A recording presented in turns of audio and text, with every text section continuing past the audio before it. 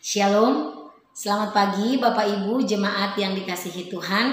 Sebelum kita beraktivitas di sepanjang hari ini, kita mau membaca dan merenungkan firman Tuhan. Sebelumnya mari kita berdoa. Tuhan Yesus yang baik, terima kasih untuk nafas hidup yang Tuhan anugerahkan bagi kami pagi hari ini.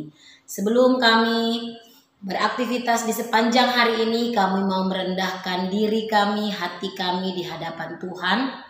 Kami mau membaca akan firman-Mu, merenungkannya, dan kami boleh melakukannya di dalam kehidupan kami. Berfirmanlah kepada kami Tuhan, kami siap mendengarkannya. Demi Kristus kami memohon. Amin.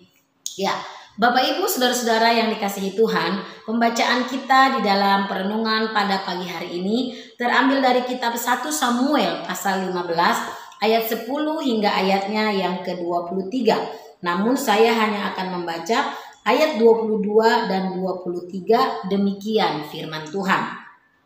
Tetapi jawab Samuel, apakah Tuhan itu berkenan kepada korban bakaran dan korban sembelihan sama seperti kepada mendengarkan suara Tuhan?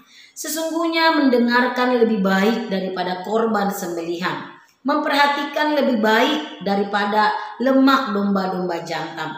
Sebab pendurhakaan adalah sama seperti dosa bertenung, dan kedegilan adalah sama seperti menyembah berhala dan terafim. Karena engkau telah menolak firman Tuhan, maka ia telah menolak engkau sebagai raja. Ya, Bapak Ibu saudara-saudara yang dikasihi Tuhan, ketaatan kepada Allah adalah sesuatu hal yang mutlak. Allah tidak ingin umat yang dikasihinya berkompromi walaupun alasannya kelihatannya baik menurut kita. Namun kita melihat di dalam kebenaran firman Tuhan pada pagi hari ini, apa yang sudah menjadi ketetapan Allah, apa yang sudah menjadi perintah Allah harus ditaati. Di dalam pembacaan ini, Saul jatuh ke dalam ketidaktaatan kepada perintah Tuhan karena ia takut kepada manusia ketimbang kepada Allah. Nah, dalam bacaan Alkitab ini, Tuhan jelas sekali memerintahkan Saul untuk menumpas habis orang Amalek tanpa menyisakan seorang manusia pun.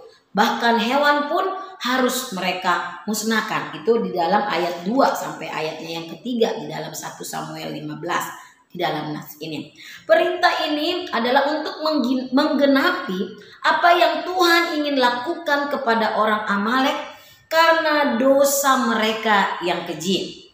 Bangsa Amalek adalah bangsa yang pertama kali menyerang bangsa Israel saat mereka keluar dari Mesir dan menuju tanah Kanaan.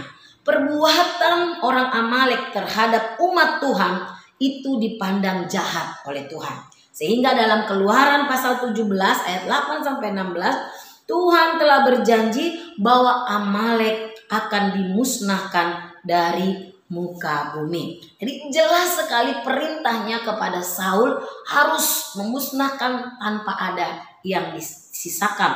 Namun yang terjadi adalah Saul tidak menumpas seluruh orang Amalek, melainkan menyisakan Raja Amalek itu Agag di dalam ayatnya yang ke-8. Bahkan Saul sangat mempertimbangkan pandangan orang terhadap dirinya. Dia lebih takut kepada manusia daripada kepada Tuhan.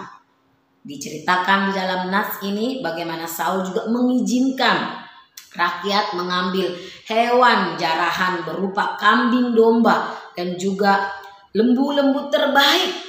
Saul membela dirinya dengan mengatakan bahwa rakyat ingin mempersembahkan korban kepada Tuhan di Gilgal. Wow, sangat mengerikan sekali apa yang dilakukan oleh Saul, dan dia juga mengizinkan rakyat untuk mengambil hal-hal yang Tuhan sudah katakan harus ditumpahkan habis. Namun kita melihat bagi Tuhan ketaatan lebih penting daripada korban. Itulah yang tadi kita baca. Apakah Tuhan berkenan kepada korban bakaran dan korban sembelihan? Nah, Samuel mengingatkan Saul bahwa ia bisa menjadi raja karena anugerah Allah yang memberikan kepadanya. Ayat 17. Tanpa Tuhan, Saul mustahil menjadi raja atas Israel. Saul seharusnya selalu mengingat akan kebaikan Tuhan dan hidup takut kepada Tuhan, bukan takut kepada manusia. Dan ini yang paling mengerikan yang terjadi. Allah yang dikatakan, karena engkau telah menolak firman Tuhan, maka ia telah menolak engkau sebagai raja. Nah, saudara-saudara yang dikasihi Tuhan, kita melihat bahwa sekali lagi ketaatan kepada Tuhan adalah sesuatu yang harus, tidak bisa berkompromi, tidak bisa kita pilih-pilih. Sesuatu yang Tuhan perintahkan harus dilakukan. Karena Tuhan tidak berkenan kepada hal-hal yang bertentangan dengan apa yang Dia perintahkan. Biarlah firman Tuhan ini boleh mengingatkan kita. Di dalam dunia ini banyak tawaran yang bisa membuat kita tidak taat kepada Tuhan. Tapi dari kisah Saul ini kita belajar untuk tunduk kepada apa yang Tuhan perintahkan bagi setiap kita. Kiranya Tuhan menolong kita untuk boleh peka terhadap apa yang diperintahkan Tuhan, dan kita belajar untuk selalu hidup taat, dengar-dengaran kepada Tuhan. Kiranya Tuhan menolong kita. Kita berdoa. Terima kasih Tuhan untuk firman yang sudah kami dengar, yang mengingatkan kami untuk kami boleh takut kepada Tuhan, taat kepada apa yang menjadi perintah Tuhan bagi hidup kami. Meskipun tidak mudah atau kerap kali pun kami jatuh, kami mohon ampun. Ajar kami Tuhan untuk kembali di jalan-jalan yang Tuhan inginkan bagi setiap kami. Dalam nama Tuhan Yesus kami berdoa, kami mengucap syukur. Amin.